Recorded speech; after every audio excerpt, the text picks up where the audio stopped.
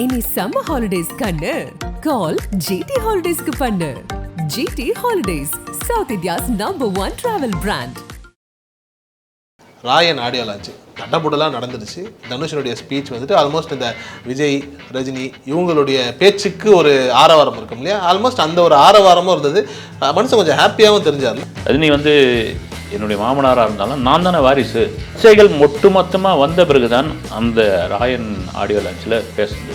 ராயன் எனக்கு தெரிஞ்சு பார்த்தீங்கன்னா ட்ரெய்லரு, அந்த ட்ரெய்லருக்கு கிடைத்த வரவேற்பு, ஏன்னா ஒரு இன்னைக்கு இருக்கிற அந்த 2K கிட்ஸ் வந்து ஒரு ட்ரெய்லருக்கோ ஒரு விஷயத்துக்கோ ஒரு சின்ன வரவேற்பு கொடுக்குறாங்கன்னா அந்த கண்டென்ட் நல்லா இருக்குதுன்னு அர்த்தம்.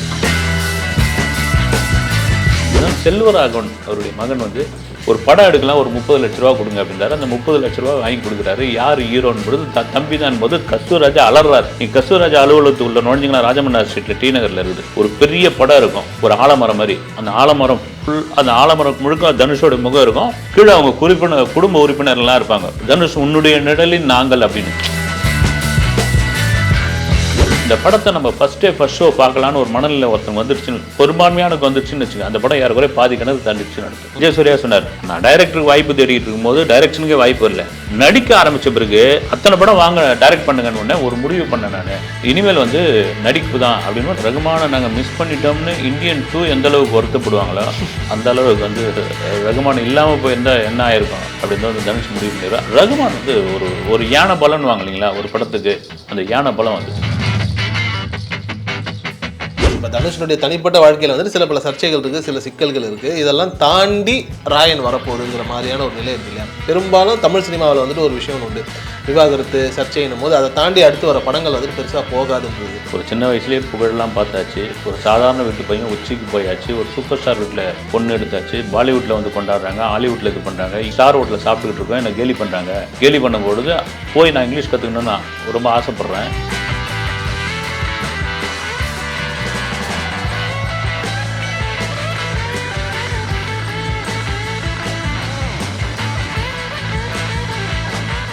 ஆகாயம்னர்களுக்கு வணக்கம். நான் உங்கள் அஷ்ரஃப். இன்று நம்மோடு இருப்பது செய்தியார் திரு செய்யார் பாலு அவர்கள். சார் வணக்கம் சார். வணக்கம். ராயன் ஆடியோ லான்ச்சு தட்டப்புடலாம் நடந்துடுச்சு. தனுஷனுடைய ஸ்பீச் வந்துட்டு ஆல்மோஸ்ட் இந்த விஜய், ரஜினி இவங்களுடைய பேச்சுக்கு ஒரு ஆரவாரம் இருக்கும் இல்லையா, ஆல்மோஸ்ட் அந்த ஒரு ஆரவாரமும் இருந்தது. மனுஷன் கொஞ்சம் ஹாப்பியாகவும் தெரிஞ்சார்ல பேசும்போது. ஏன்னா ஹாப்பிக்கு முன்னாடி சில பேர் சொல்லுவாங்க இல்லைங்களா, ஒரு இடத்துல மனசு கழுத்தெல்லாம் கொட்டிடணும் போல இருக்குதுன்னுவாங்க. அது யாராக இருந்தாலும் சரி, ஒரு சாதாரண ஆளாக இருந்தாலும் சரி, அம்பானியாக இருந்தாலும் சரி, எல்லாருக்குள்ளேயும் ஒரு மனசில் இருக்கும் ஒன்று வந்து, அது எங்கேயாவது இடத்துல கொட்டியாக்கணுமேன்ற ஒரு விஷயம் இருக்கும். தனுஷுக்கெல்லாம் பார்த்தீங்கன்னா 2 லாரி நிறைய இருந்திருக்கும் பொழுது வந்து அப்படி கொட்ட வேண்டியது, அதில் வந்து சும்மா ஒரு வேன் தான் கொட்டியிருக்காரு வந்து, அதுலேயே இவ்வளோ கொட்டியிருக்காரு வந்து. காரணம் என்னென்னா, தனுஷ் ஒரு சாதாரண நிலையில் இருந்து ஒரு சாதாரண வீட்டு பையன் மாதிரி, நம்ம பக்கத்து வீட்டு பையன் மாதிரி இருக்கிற ஒரு நபராக இருந்து பூம்னு வந்து சூப்பர் ஸ்டார் வீட்டில் பொண்ணு எடுத்து சூப்பர் ஸ்டாருடைய மாப்பிள்ளையாகி ஹாலிவுட்டு பாலிவுட்டு இந்த இடம் போனது வந்து பல பேருக்கு வைத்தறிச்சல் தான் வந்து, அதனுடைய வெளிப்பாடு தான். அதை தாண்டி இப்படி ஒருத்தன் வந்துட்டானுன்ற ஒரு காண்டு தான். அப்புறம் தனுஷை சார்ந்த சில சர்ச்சைகள்லாம் உண்டாச்சு. அது அவருடைய பர்சனல் இதுக்கெலாம் அதில் எந்த அளவுக்கு உண்மை இருக்குது இல்லைன்னு தெரியல. ஆனால் தொடர்ச்சியாக பேசும்பொழுது இதெல்லாம் பண்ணியிருப்பார் போல இருக்குது அப்படின்ற ஒரு டவுட்டும் வந்து பொதுவான ரசிகர்களுக்கெலாம் இருந்தது வந்து. ஆனால் சமீப காலமாக வந்து தொடர்ச்சியாக வந்து அடிச்சு இருக்குங்களா, விவாகரத்து, அப்புறமா வந்து போயஸ் கார்டனில் வீடு, அப்புறம் சுச்சி லீக்ஸு எல்லாம் ஒட்டுமொத்தமாக சேர்ந்து அதற்கு ஒரு பதிலடி கொடுக்குற மாதிரியான ஒரு, இல்லைனா மனக்குமரலை வெளிப்படுத்தக்கூடிய ஒரு இடமாக ராயன் ஆடியோ லான்ச் எடுத்தது. ஏன்னா தனுஷ் பேசுகிறது பார்த்திங்கன்னா நிறைய பார்த்திங்கன்னா அப்படியே ரஜினியை இமிட்டேட் பண்ணி ரஜினியுடைய சாயலில் கொஞ்சமாக அப்படி பேசிட்டு சொல்லுவாங்க, ஏங்க இது மாதிரி ரஜினி மாதிரி நடிக்கிறீங்க நீங்கள் அப்படின்னு. அதுக்கு கூட ஒரு பதில் சொல்லியிருந்தார். ரஜினி வந்து என்னுடைய மாமனாராக இருந்தாலும் நான் தானே வாரிசு அப்படின்னு. அது சரி, அது மாற்றுக்கிறதே இல்லை. அவருக்கு வந்து ஒரு ஆண் மகன் இல்லை, ஒரு மருமகன் தான், இன்னொரு மருமகன் தான், இன்னொரு மகன் தான் அப்படின்ற ரேஞ்சில் ஓகே. இன்றைக்கி கோடான கோடி ரசிகர்கள் ரஜினியை பின்பற்றுபவர்கள் தான். அவர் வீட்டிலே இருக்கிறவர் ஏற்கனவே இந்த சர்ச்சைகள் ஒட்டுமொத்தமாக வந்த பிறகு தான் அந்த ராயன் ஆடியோ லான்ச்சில் பேசுறது இது ஆயிடுச்சு. இன்றைக்கி ஒரு பக்கம் உற்சாகமாகவும் இருந்தார். உண்மைதான் உண்மைதான். அது காரணம் வந்து ஒரு 50வது படம், அந்த 50வது படத்தை நம்ம டைரக்ட் பண்ணியிருக்கோம். அந்த படத்தை எடுத்துகிட்டு சில முக்கியமான ஆட்களுக்கெல்லாம் போட்டு காமிச்சிருக்காங்க. அதில் வந்து ரொம்ப சந்தோஷமாகிட்டுக்கிறார். எல்லாம் பாசிட்டிவான போட்டு காமிச்சவங்கெல்லாம் நேரடியாக முகத்துக்கு நேராக வந்து விமர்சனம் சொல்லக்கூடிய ஆட்கள். அவங்களே வந்து பிரமாதமாக பண்ணியிருக்கீங்க. ஏன்னா உங்களுக்கு நடிக்கணும் விட ஒரு நடிப்பை தாண்டி ஒரு டைரக்ஷன் வரும்போது ரொம்ப ஜாகிரதையான ஒரு விஷயம் அது. என்ன சொல்லிவிடுவாங்களோ ஏதோ அப்படின்ற ஒரு பயம் இருக்கு இல்லைங்களா. ஏற்கனவே அவர் பவர் பாண்டி பண்ணியாச்சு.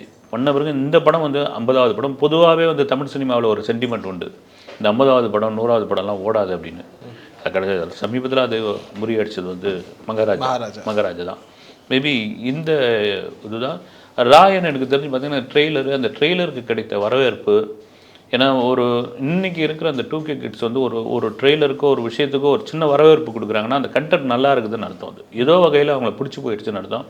அந்த உற்சாகம் கூட அவருக்கு இருக்கலாம். நிச்சயமாக சார். சரி, இப்போ இந்த ஆடியோ லான்ச்சில் வந்து ஒரு நிறைய விஷயங்கள் பேசினது, குறிப்பாக இந்த போயஸ் கார்டன் வீடு நம்மளே கூட பேசியிருப்போம். இந்த மாதிரி வந்துட்டு போயஸ் கார்டனே தனுஷனுடைய கோட்டையாக மாறப்போகுது அப்படி இப்படின்னு. ஆனால் அவருக்கு ஒரு கதை சொன்னார் இல்லையா, அந்த பின்னணி எப்படி இருந்தது? ஆமாம், அது நீங்கள் கூட அதுக்கு நாம் ஒரு சம்பவம் சொல்லனா கூட, கஸ்தூர்ராஜா வந்து ஏஎல் விஜய் இருக்கார் இல்லைங்களா, அவருடைய அண்ணன் உதயா வச்சு காதல் ஜாதின்னு ஒரு படம் எடுக்கிறார். அந்த படம் இன்னும் அப்படியே வெளியே வரல. இளையராஜா மியூசிக்கு. அதுக்கு ஒரு பட்ஜெட் வந்து 30 லட்சமாக நம்ம போடுறாங்க. அதுக்கு தயாரிப்பாளர் வந்து அவங்க அப்பா தான் வந்து ஏஎல் அழகப்பன் சார். அவர் தான் தயாரிப்பு இது பண்ணுறாங்க. ரொம்ப நாள் தேனியில் தான் போய் எடுக்கிறாரு. அப்புறம் கொஞ்சம் கொஞ்சமாக செலவாகி அதில் ஒரு 2 கோடி கடன் வந்துடுச்சு அப்படின்லாம் சொல்கிறாரு கஸ்தூர்ராஜா. அவ்வளோதான் என்னங்க வந்து ஒரு 30 லட்ச ரூபா படம், ஒரு புது ஹீரோ இந்த அளவுக்கு அப்போது அந்த காலகட்டங்களில் 99லேயோ 99 2000லேயோ பெரிய காசு அது அப்படின் போது ஏறக்குறைய அந்த கடனுக்கு இவரும் சிக்கலாகிறார் கஸ்தூர்ராஜாவும். ஒரு கட்டத்தில் கிளம்பி போயிடலாம், தேனிக்கே சொந்த ஊருக்கே போயிடலாம் அப்படின்போது தான் செல்வராகவன் அவருடைய மகன் வந்து ஒரு படம் எடுக்கலாம், ஒரு 30 லட்ச ரூபா கொடுங்க அப்படின்றாரு. அந்த 30 லட்ச ரூபா வாங்கி கொடுக்குறாரு. யார் ஹீரோன்னு பொழுது தம்பி தான் போது கஸ்தூர்ராஜா அலறாரு. அவருக்கு தெரியும், சினிமா தெரியும் இல்லைங்களா, ஹீரோ மெட்டீரியல்னு ஒன்று இருக்குல்ல. என்னப்பா நீ வந்து ஏற்கனவே நான் கடனை வாங்கிக்கணும் 30 லட்ச ரூபா கொடுத்துருக்குறேன், இவனை தூக்கின்னு வந்து ஹீரோன்னு சொல்கிற, எப்படி ஏற்றுப்பாங்கன்னு ஏற்றுக்க வைக்கிறேன் நான். அங்கே தான் ஒரு டைரக்டருடைய பெரிய கான்ஃபிடென்ட் வந்து ஏற்றுக்க வைக்கிறேன்னு அதுக்கேற்ற மாதிரி கருதை பண்ணுறேன்னு. அந்த படம் ரிலீஸ் ஆகிற வரைக்கும் வந்து கஸ்தூர்ராஜாவுக்கு நம்பிக்கை துளி கூட நம்பிக்கை இல்லையா. ஆனால் படம் சூப்பர் டூப்பர் ஹிட்டு. அதனால தான் தனுஷ் மேடையில் அந்த மேடையில் அதிகம் புகழ்ந்தது வந்து தான் அண்ணனை தான். நான் ஒரு அப்பாவா, ஒரு குருவா, ஒரு அண்ணனா எல்லாமே நான் பார்க்குறேன். நான் செல்வராகவனை என்னை உருவாக்குனது அவர் தான், என்னை அணுவணுவாக செதுக்குனது அவர் தான் அப்படின்ற ஒரு விஷயம் இருக்கு இல்லையா. அங்கே தான் ஸ்பீச் வந்து உண்மைதான் சார். அதில் வந்துட்டு இந்த போயஸ் கார்டன் வீடு அதுக்கு ஒரு விளக்கம் கொடுத்தாரு இல்லையா. அந்த விளக்கம் நல்லா இருந்தது. கூட வந்துட்டு அவர் இதுக்கப்புறம் ஒரு கட்டத்துக்கு மேலே ரஜினியுடைய பெயரை பயன்படுத்த மாட்டார் அப்படிங்கிறது வந்துட்டு நிறைய பேருடைய நினப்பு. அதை அழகாக தவிடுபடியாக்கி, நான் யார் ரசிகன்னு உங்களுக்கு தெரியல, ரஜினிகாந்த் ரசிகன், அவர் வீட்டை போய் நான் பார்க்க போகிறேன்னு ஒரு கதை சொன்னார் இல்லையா. அதுவே ரொம்ப சாட்டிஸ்ஃபைங்காக இருந்தது. அது உண்மையில அது மறந்துட்டு பாருங்க. நான் வந்து உண்மையாக இது வந்து செல்வராகவன் வந்து உருவாக்குறாரு. உருவாக்கி முடித்த பிறகு அவர் ஆரம்பத்துலேருந்து தனுஷ்க்கு வந்து அவங்க எங்கே இருந்தாங்கன்னா KK நகர் மன்னார் சாலையில் இருந்தாங்க. ஒரு குடுத்தன வீட்டில் தான் இருந்தாங்க. இப்போ சமீபத்தில் கூட ஒரு இன்ஸ்டாவில் ஒரு ரீல்ஸ் வந்து பரபரப்பாச்சு. தனுஷோடைய சிஸ்டர்ஸ்லாம் என்ன பண்ணியிருக்காங்க, திடீர்னு நம்ம இருந்த பழைய வீடு எப்படி இருக்குதுன்னு போய் பார்க்கலாம் அப்படின்னு தனுஷ் உட்பட கிளம்பி போய் அந்த வீடு பார்த்தா அப்படியே இருந்துருக்குது. வந்து அந்த கிணறு வச்சு இதோட வந்து இந்த வீட்டில் தான் நாங்கள் இருந்தோம். ஒரு சாதாரண ஒரு மிடில் கிளாஸ் வாழ்க்கை தான் வாழ்ந்துருந்தோம். என் தம்பி வந்த பிறகு தான், என் தம்பி வளர்ந்த பிறகு தான் எங்கள் குடும்பமே ஒரு பெரிய இதுவாச்சுன்னு. நீங்கள் கஸ்தூர்ராஜா அலுவலகத்துக்குள்ள நுழைஞ்சிங்கன்னா ராஜமன்னார் ஸ்ட்ரீட்டில் டி நகரில் இருக்குது ஒரு பெரிய படம் இருக்கும், ஒரு ஆலமரம் மாதிரி. அந்த ஆலமரம் ஃபுல், அந்த ஆலமரம் முழுக்க தனுஷோட முகம் இருக்கும். கீழே அவங்க குடும்ப உறுப்பினர்லாம் இருப்பாங்க. தனுஷ் உன்னுடைய நிழலில் நாங்கள் அப்படின்னு. இது எவ்வளோ பெரிய இது, பெரிய விஷயம் தான், பெரிய விஷயம். உன்னுடைய நிழலில் நாங்கள் அப்படின்னு அந்த ஒரு சொல்லுவாங்க இல்லை, ஒரு குடும்பத்தில் ஒரு பையன் தலையெடுத்தானா அந்த குடும்பம் கடகடகடன்னு போயிடுன்னு. அதுதான் தனுஷ் வந்து. அவர் என்ன சொல்கிறாரு, எனக்கு ஒரு 6 வயசில் ரஜினி ரசிகன் நான், எங்கே பார்த்தாலும் போயஸ் கார்டன் பேசுகிறாங்க. வெளியூரில் இருக்கணும். அதுக்கு முன்னாடி பார்த்தீங்கன்னா சினிமா பிரபலங்களுடைய முகவரிலாம் வரும், புத்தகம் இருக்கும். சினிமா எக்ஸ்பிரஸ்னு ஒரு பத்திரிக்கை வந்து அதனுடைய கடைசி பக்கத்தில் வந்து பிரபலமான சினிமா நடிகர்களுடைய முகவரியெல்லாம் போடுவாங்க 2 பக்கத்துக்கு. இதை போய் பார்த்தோன்னே என்ன பண்ணுவாங்க, இந்த ரஜினி ரசிகர்லாம் அதை போய் பார்ப்பாங்க. பார்த்தா அதில் இருக்கும் வந்து ரஜினிகாந்த், ராகவீரா அவென்யூ, போயஸ் கார்டன், சென்னை 86ன்னு இருக்கும். அது அப்படியே சில பேர் மனப்பாடமாக அந்த இடம் எப்படி இருக்கும், அந்த ஏரியா எப்படி இருக்குன்னு போய் ஊர்லேருந்து வந்து பார்த்தவங்களாம் உண்டு. வெறும் போயஸ் கார்டனை பார்க்க வந்தவங்களாம். அந்த மாதிரியான ஒரு அடிமட்ட ரஜினி ரசிகன் தான் நான் வந்து தனுஷ் சொல்லியிருக்கேன். 6 வயசில் போய் பார்த்தவரும் இப்படி ஒரு ஏரியாவான்னு. அப்போ அவர் இருந்த ஏரியா KK நகர். அந்த காலகட்டத்தில் ஒரு வளர்ச்சி அடையக்கூடிய ஏரியா வந்து ஏறக்குறைய வந்து அது ஒரு கிராமம் மாதிரி இருக்கும் வந்து. அப்போது அப்படி இருக்கிற ஒரு போயஸ் கார்டனில் ஒரு சின்ன பையன் பார்க்கும்போது என்ன இவ்வளோ பெரிய பில்டிங், இவ்வளோ பெரிய பங்களான்னு பொழுது அந்த மனசில் ஒரு வைராக்கியம் தானே, இங்கே ஒரு நாம் வீடு கட்டணும் அப்படின்னு எனக்குள் அன்னைக்கு விழுந்த ஒரு விதை தான். ஏன் நான் வீடு கட்டக்கூடாதா, எனக்கு அந்த தகுதி இல்லையா அப்படின்னு அவர் கேட்குறாரு வந்து. சிறப்பு சிறப்பு. செல்வராகவனும் அவரும் பேசின இடங்கள் எல்லாமே ரொம்ப ஆத்மார்த்தமாக ரொம்ப நல்லா இருந்தது. குறிப்பாக வந்துட்டு அவர் எல்லா இடங்கள்லையும் வந்து அண்ணன் தான் சொல்லி சொன்னால் கூட ஒரு சில இடங்களில் வந்துட்டு தெரியுதா இப்போ கஷ்டம் நடிகனாக இருக்கிறது, இந்த புருவத்தை எப்படி தூக்கணும் இந்த ஆக்ஷன்லாம் பண்ணி காமிச்சது ரொம்ப நல்லா இருந்தது எனக்கு. அந்த தெலுங்கு ப்ரீ ஈவெண்ட் இந்த படத்துக்காக போயிருந்தப்போ அங்கே மேடையில் வச்சு எங்கள் அண்ணன் எப்பவுமே அது ஒரு நல்லா இருக்கும். எப்பவுமே அண்ணன் தம்பிகள் வந்து சீரியஸாக இருக்க மாட்டாங்க, வந்து ஜோவியலாக தான் இருப்பாங்க, ரொம்ப புரிஞ்சுக்கிட்டவங்க. அதில் இந்த அண்ணன் தம்பிகள்லாம் சொல்ல தேவையில்ல. இப்போ அதான் கேட்குறாங்க, இப்போ செல்வராகவன் சாரை நீங்கள் நடிக்க வச்சுருக்கீங்களா, அதை பற்றி என்னன்னு அவர்கிட்டே திரும்பி எப்படி பண்ணுவீங்க நீங்கள், கண்ணை அசைக்கக்கூடாது, 2 நிமிஷத்துக்கு அந்த எம்ஐ அடிக்கக்கூடாது, இப்போ தெரியுதா கஷ்டம் என்னன்னு நடிச்சிருக்கீங்கள அப்படின்னு. அப்போ என்னென்னா முழுக்க செல்வராகவனுடைய தலையீடு இல்லாமல் இந்த படத்தை தனுஷே வந்து இயக்குகிறார். அதுக்கு காரணம் என்ன தெரியுங்களா, நானே வருவேன்னு ஒரு படம் வந்தது. அந்த படம் வந்த உடனே அந்த படம் வந்து சரியாக போகலை. அதுக்கு வந்து சொன்ன காரணம் என்னென்னா, வெளியே வந்து பொன்னியின் செல்வன் வந்ததுனால இந்த படம் வந்து அடிச்சிட்டு, அதெல்லாம் ஒன்றும் கிடையாது. அதில் இந்த படத்துக்கு 2 விதமான விமர்சனம் வந்தது. ஃபர்ஸ்ட் ஹாஃப் முழுக்க வந்து செல்வராகவன் டைரக்ஷன் மாதிரியும், இல்லை செகண்ட் ஹாஃப் வந்து தனுஷ் டைரக்ட் பண்ண மாதிரியா இருந்தது அப்படின்னாங்க. அதற்கு அந்த விமர்சனத்துக்கு ஒரு பதிலடி கொடுக்குற மாதிரியான ஒரு இதுவாக எங்கள் அண்ணனை வச்சு படம் முழுக்க நான் டைரக்ட் பண்ணுறேன், இவரே செல்வராகவனே சொல்லிட்டாரான், என்கிட்ட எந்த ஐடியாவும் கேட்கக்கூடாது, நீங்கள் பாட்டு பண்ண ஆரம்பி அப்படின்னு. அதுதான் நடந்தது, அதனுடைய வெளிப்பாடு தான். செல்வராகவனே சொல்கிறாரு, நானே இந்த கதையை எடுத்திருந்தா கூட இவ்வளோ நல்லா எடுத்துருக்க மாட்டேன்னு சொல்லி ஒரு குரு, ஒரு இயக்குனர், அதுவும் வந்து தமிழ் சினிமாவை பொறுத்த வரைக்கும் ஒரு சில இயக்குனர்களை வந்துட்டு உச்சாணி கொம்பில் வச்சுருக்காங்க ரசிகர்கள். அதில் ஒரு ஆள் வந்து செல்வராகவன். அப்படிப்பட்ட ஒரு இயக்குனரே தனுஷ் அப்படி பாராட்டும் போது அப்போ படம் எந்த மாதிரி வந்திருக்கும்? இல்லை, படம் நல்லா வந்திருக்கு. பாராட்டுறதுன்னா தம்பியை வந்து பாராட்டுறதுன்னு கூட இப்படி கூட எடுத்துக்கலாம். வந்து நீ நல்லா பண்ணலை, இந்த இடத்துலாம் சொதுப்பிருக்கு நான் சொல்ல முடியும் வந்து படம் ரிலீஸ், அதனால வந்து தம்பி சொல்லிட்டு போகலாம் வந்து, அதுக்கான வாய்ப்பு இருக்குது. ஆனால் படம் நல்லா வந்திருக்குது. அதுக்கு இன்னொரு காரணம் என்னென்னா, சன் பிக்சர்ஸ் இறங்கி இந்த அளவுக்கு ப்ரொமோஷன் பண்ணுறாங்க அப்படின்னா, அவங்களுக்கு ஒரு சுணக்கமாக அந்த படம் வந்து சரியாக வரல அப்படின்னா அப்படி தூக்கி ஓரமாக வச்சுருந்தாங்க. அவங்க ட்ராவல் பண்ணுறதே யாருன்னா ரஜினி விஜய் தான். இதுக்கு முன்னாடி திருச்சிற்றம்பலம் இவங்களுக்காக பண்ணியிருந்தாங்க. இந்த படம் 50வது படம், ஒரு முக்கியமான படம், தனுஷ் இயக்குகிறார் அப்படின்ற ஒரு விஷயம் வரும்பொழுது ஓகே ப்ரொமோஷன். இந்த எதிர்பார்ப்பு குறிப்பாக வந்து சார் உங்களுக்கு ஒரு படத்துக்கு வந்து ஒரு எதிர்பார்ப்பு எப்படின்னா, இந்த படத்தை நம்ம ஃபஸ்ட் ஷோ பார்க்கலான்னு ஒரு மனநிலை ஒருத்தவங்க வந்துருச்சுன்னு, பெரும்பான்மையானுக்கு வந்துருச்சுன்னு வச்சுக்கோங்க, அந்த படம் யாரு கூட பாதி கிணறு தாண்டிடுச்சுன்னு அர்த்தம்.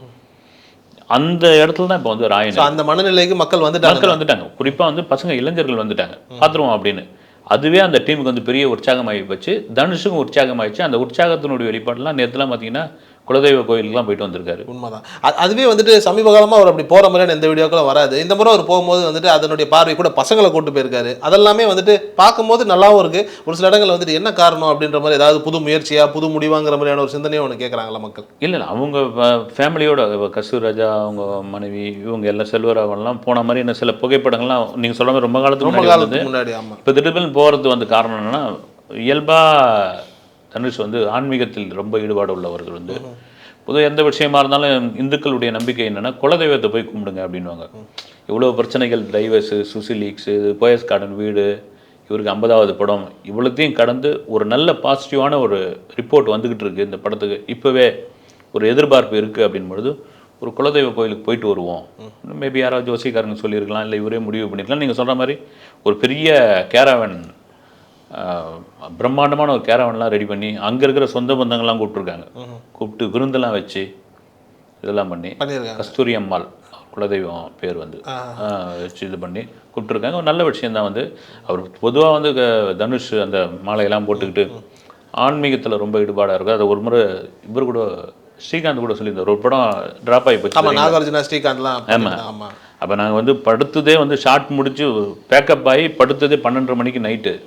திடீர்னு பார்த்தா 4 மணிக்கு வந்து என் பக்கத்து ரூமில் தான் தனுஷ் ரூம் ஹோட்டலில் பார்த்தா மணி அடிக்கிற சத்தம் கேட்டுது. என்னடான்னு கதவை தட்டி பார்த்தா உட்காந்து துண்டுலாம் கட்டின்னு பூஜை பண்ணிக்கிட்டு இருக்காரு.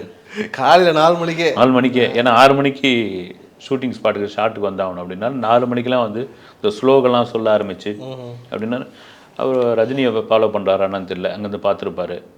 ஏன்னா அப்போது 90கள்லாம் வந்து எஸ்பி முத்துராமன் சொல்லுவார், வந்து 80கள்லாம் வந்து போய் உட்காந்து தியானம் பண்ணி அந்த ஸ்லோகங்கள்லாம் சொல்ல ஆரம்பிச்சிட்டார். நம்ம ராகவேந்திர சம்பந்தமான மந்திரம்லாம் படிக்க ஆரம்பித்தா அதை அரை மணி நேரம் சொல்லுவாராம் ரஜினி.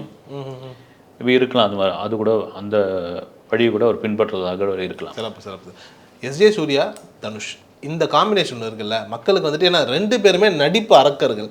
இது ஸ்க்ரீனில் எப்படி நெருப்பாக இருக்கும்னு நினைக்கிறீங்க? இல்லை, அதுவும் ரொம்ப சமீப காலமாக பார்த்தீங்கன்னா எஸ்ஜே சூர்யா தன்னுடைய நடிப்பை ஒரு பெரிய அளவில் வந்து வெளிப்படுத்திட்டு இருக்காரு. அதாவது நீங்கள் எஜே சூர்யா ஒரு பெரிய உதாரணமாக இன்றைக்கு சினிமாவுக்கு வாய்ப்பு தேடுறவங்களுக்கு எஜே சூர்யா ஒரு உதாரணமாக எடுத்துக்கலாம். ஏங்க ஒரு அசிஸ்டன்ட் டைரக்டராக உப்மா படத்தெல்லாம் வேலை பார்த்து டைட்டில் கார்டே வராமல் அப்புறம் ஒரு போராடி ஒரு அசிஸ்டன்ட் டைரக்டர் ஆகி அசிஸ்டன்ட் டைரக்டருக்கு அப்புறம் வந்து காலில் செருப்பு இல்லாமல் பாண்டிபஜார் ரோட்டில் நடந்து கதை சொல்கிறதுக்கு இந்த கதையே ரிஜெக்ட்னு சொல்லி அஜித் பார்த்து கூட்டு போய் ஒரு செருப்பு வாங்கிட்டு சோறு போட்டு கதையை ஓகே பண்ணி வாலின்னு ஒரு படம் வந்து அந்த லைனை இப்போ பிடிச்சி அப்புறம் பார்த்தீங்கன்னா குஷின்னு ஒரு இது அப்புறம் அவரே ஹீரோவாக நடிக்க ஆரம்பிச்சு சரி ஏன் நடிக்க ஆரம்பித்தோன்னு விஜய் சூர்யா சொன்னார், நான் டைரக்டருக்கு வாய்ப்பு தேடிட்டு இருக்கும்போது டைரக்ஷனுக்கே வாய்ப்பு இல்லை, நடிக்க ஆரம்பித்த பிறகு அத்தனை படம் வாங்க டைரக்ட் பண்ணுங்கன்னு உடனே ஒரு முடிவு பண்ணேன் நான், இனிமேல் வந்து நடிப்பு தான் அப்படின்னு நிறைய நண்பர்களை திட்டினாங்க. ஐயோ இது ரிஸ்க்கான வேலை, ஒரு சமயம் உனக்கு பிடிக்காமல் போயிடுச்சு ஆடியன்ஸுக்கு அப்படின்னா என்ன பண்ணுவேன் அப்படின்னு கேட்க ஆரம்பித்தாங்க. நான் நடிக்கிறேங்க, என்ன தான் ஆகட்டும், சோத்துக்கே இல்லைன்னா கூட பரவாயில்ல, நான் கொள்கையிலேருந்து மீற மாட்டேன்னு சொன்னதோட வெளிப்பாடு இன்றைக்கி ஆகச்சிறந்த நடிக்கிற மாதிரி இருக்கார். அது இப்போ இந்த படத்துக்கு கூட ஒரு அந்த ப்ரீவெண்ட்டில் தான் பேசியிருக்காரு. ஒரே நாளில் டப்பிங் பேசிட்டு வந்துட்டார் ராயனுக்கு. என்ன காரணம்னா என்னுடைய முக ரியாக்ஷன் முழுக்க எடுத்திருக்காரு தனுஷ். டயலாக்லாம் ரொம்ப குறைவாக, பாடி லாங்குவேஜும் ரியாக்ஷன் மட்டும்தான் எடுத்திருக்காரு. டயலாக் வந்து ரொம்ப கம்மி, ஒரே நாளில் போயிட்டு பேசி முடிச்சுட்டு வந்துட்டேன் அப்படின்றப்பல வந்து சார். அப்போ ஒரு இயக்குனராகவும் சூப்பராக வேலை வாங்கியிருந்தார் விஜய் சூர்யாவை. கண்டிப்பாக நிச்சயமா. சரி, இதில் ரஹ்மானுடைய மியூசிக்கு பாடல்கள் நல்லா இருந்தால் கூட அந்த உசுரேன்னு ஒரு வார்த்தை லைக் அந்த பாடலில் வந்துட்டு அந்த இடம் வருது. அதை வந்துட்டு ட்ரெய்லரில் கூட வந்துட்டு கடைசியாக பியூட்டிஃபுல்லாக இந்த 4 குழந்தைங்களும் மேலே மலையில் ஏறும்போது வந்து அந்த வாய்ஸை யூஸ் பண்ணியிருக்காரு இல்லையா. ரஹ்மானுடைய தாக்கம் இந்த படத்தில் எந்த அளவுக்கு இருக்கும்? குறிப்பாக வந்துட்டு சொல்லியிருப்பாரு, என்னோட 50வது படம் நீங்கள் இருந்தே ஆகணும்னு சொல்லி நான் பர்சனலாக போய் கேட்டேன், அதனால தான் ரஹ்மான் இதுக்குள்ளே வந்தாருன்னு கூட தனுஷ் சொல்லியிருப்பார் இல்லையா. எந்த அளவுக்கு ஸ்பெஷல் அவர் இந்த படம்? கண்டிப்பாக இருக்கும். ரகுமானை நாங்கள் மிஸ் பண்ணிட்டோம்னு இந்தியன் 2 எந்த அளவுக்கு வருத்தப்படுவாங்களோ அந்த அளவுக்கு வந்து ரகுமான் இல்லாமல் போயிருந்தால் என்ன ஆயிருக்கும் அப்படின்னு தான் வந்து தனுஷ் முடிவு பண்ணிடுவார். அதே சமயம் ரகுமானுடைய உறவினரான ஜிவி பிரகாஷ் இல்லைன்னா தனுஷ் படங்கள் இல்லைங்க. நீங்கள் பொல்லாதவன், ஆடுகளம், எத்தனை படம், மயக்கமண்ண வரிசை நீங்கள் எடுத்துக்கலாம். வந்து அதுக்கு காரணம் ஜிவி தான். ஒரு கட்டத்தில் அவங்களுக்குள்ள ஒரு முரண்பாடு ஏற்படுது, ஒரு சண்டை வந்தது. ஜிவி ஒரு உண்மையை சொல்ல வேண்டியது, ஒரு பொதுவெளியில் ஒரு உண்மையை சொல்ல வேண்டியது ஒரு விஷயம் வந்தது. அது பிடிக்காமல் போச்சு, வெளியே வந்துட்டார். மேபி மறுபடியும் இப்போ ஒன்றாயிட்டாங்கன்ற ஒரு விஷயம் இருக்குது. ரகுமான் வந்து ஒரு யானை பலம்னு வாங்க இல்லைங்களா ஒரு படத்துக்கு, அந்த யானை பலம் வந்து ஒரு பிஜிஎம் ஆகட்டும், ஒரு ஆர்ஆர் ஆகட்டும், ஒரு ரகுமான் உள்ளே வந்துட்டாருன்னா அந்த சென்ஸை கரெக்டாக பிடிச்சி அடிக்கும். நீங்கள் சொல்கிற மாதிரி அந்த ட்ரெய்லருடைய எண்டில் வர அந்த ஒரு 2 வரி அதுதான் வந்து பசங்களை வந்து வேறு லெவலில் கொண்டு வச்சு இன்றைக்கி வந்து ரிங் டோனாக காலர் டியூனாக வச்சுருக்காங்க. அது வந்து உண்மை. சரி, இப்போது ஒரு சிக்கல், இப்போ தனுஷனுடைய தனிப்பட்ட வாழ்க்கையில் வந்துட்டு சில பல சர்ச்சைகள் இருக்குது, சில சிக்கல்கள் இருக்குது. இதெல்லாம் தாண்டி ராயன் வரப்போகுதுங்கிற மாதிரியான ஒரு நிலை இருக்கு இல்லையா. பெரும்பாலும் தமிழ் சினிமாவில் வந்துட்டு ஒரு விஷயம் உண்டு, விவாகரத்து சர்ச்சைன்னும் போது அதை தாண்டி அடுத்து வர படங்கள் வந்துட்டு பெருசாக போகாதுன்றது. அது இந்த படத்துக்கு எங்கேயாவது சிக்கலாக ஆகுமா? மேபி எனக்கு ஆமாம், நீங்கள் சொல்கிறது உண்டு. அது வந்து நீங்கள் அதனால தான் பார்த்தீங்கன்னா ஒருத்தனை வந்து ஒரு மீடியாவில் இருப்பவர்களை, ஒரு பொதுஜன தொடர்பில் இருப்பவர்களை வந்து ஒரு பாலியல் ரீதியான இல்லை குடும்ப உறவு சிக்கல் சம்மந்தமான ஒரு கான்ட்ரவர்சியில் மாட்ட வைப்பாங்க. அதை வந்து பிரகடனப்படுத்துவாங்க. அதாவது அந்த ஃபேமை உடைக்கணுன்றதுக்காக. நீங்கள் வேறு ஏதாவது வந்து இவன் வந்து இத்தனை பேர் சீட்டிங் பண்ணிட்டான், இந்த ப்ரொடியூசர் வந்து ஏமாற்றிட்டான்னா அது அப்படியே நீர்த்து போயிடும். இந்த மாதிரியான விஷயம், ஒரு பொண்ணு வந்து கதறி அழறா, இவன் தான் காரணம், என்னை இது மாதிரி பண்ணிட்டான்னு அது பெரிய பூகமாக அந்த இமேஜே காலி பண்ணிடும். மேபி ராயனுக்கு அப்படியான ஒரு வாய்ப்பு இருக்காதுன்னு நினைக்கிறேன். வந்து மேபி அந்த இப்போ இருக்கிற பசங்கள் வந்து சென்டிமெண்ட்லாம் இருக்கட்டும், ஓரம் கட்டுங்க, நீங்கள் படம் நல்லா இருக்குதா, கண்டென்ட் நல்லா இருக்குதா, பண்ணியிருக்காரா அப்படின்ற ஒரு விஷயம் இருக்கும். எனக்கு கூட பார்த்திங்கன்னா அந்த விவகாரம்லாம் அப்படியே நீர்த்து போயிடுச்சுன்னு நினைக்கிறேன் தனுஷ் விஷயத்தில். மேபி இது வந்து இந்த படத்துக்கு பாதகமாக ஆகும்னு எனக்கு தெரியல. வந்து தனுஷனுடைய பேச்சே ரொம்ப முதிர்ச்சியாக இருந்த மாதிரி ஒரு நிலை இருந்தது சார். ஒரு 20-25 வயசு பையனுடைய பேச்சுக்கும் இப்போ தனுஷ் இருக்கக்கூடிய மெச்சூரிட்டியான ஒரு பேச்சுக்கும் ஆனால் ஏகப்பட்ட வித்தியாசங்கள் இருக்குல்ல. ஒரு வாழ்க்கையினுடைய அடுத்த கட்டத்துக்கு அவர் நகர்ந்துட்டாரோ? இல்லை, உங்களுக்கு வந்து வாழ்க்கை தந்த பாடம் தானே சார், அனுபவ பாடம் தானே. உங்களுக்கு வந்து ஒரு சின்ன வயசுலேயே புகழெல்லாம் பார்த்தாச்சு, ஒரு சாதாரண வீட்டு பையன் உச்சிக்கு போயாச்சு, ஒரு சூப்பர் ஸ்டார் வீட்டில் பொண்ணு எடுத்தாச்சு, பாலிவுட்டில் வந்து கொண்டாடுறாங்க, ஹாலிவுட்டில் இது பண்ணுறாங்க, இங்கிலீஷ் எனக்கு தெரியலன்னு ஒரு ஸ்டார் ஹோட்டலில் என்னை கேலி பண்ணாங்கன்றார். ஆரம்பத்தில் ஆங்கிலம் தெரியல, ஒரு ஸ்டார் ஹோட்டலில் சாப்பிட்டுக்கிட்டு இருக்கோம், என்னை கேலி பண்ணுறாங்க. கேலி பண்ணும்பொழுது போய் நான் இங்கிலீஷ் கற்றுக்கணுன்னு நான் ரொம்ப ஆசைப்பட்றேன். அதுக்கு வந்து என் மனைவி ஐஸ்வர்யா தான் வந்து எனக்கு இங்கிலீஷ் கற்றுக் கொடுத்தது. எப்படி ஏர்போர்ட்டில் நடந்து போகணும், எங்கே போய் மீட்டிங்கில் பேசணும், எப்படி கோட்டு மாட்டணும், எல்லாத்தையும் சொல்லி கொடுத்தது அவங்க தான் அப்படின்னு. உங்களுக்கு ஒரு பக்குவம் வரும் இல்லைங்களா. உங்களுக்கு அனுபவப்பட பல மனிதர்களை பார்க்க ஒரு பக்குவம் வருங்களேன். அந்த பக்குவம் எப்போவோ வந்துடுச்சு. சிறப்பு. ரொம்ப நன்றி சார் நேரத்தில் தகவல். Hola! Your dream vacation to Malaysia starts from rupees 24,999 only with GT Holidays, South India's #1 travel brand.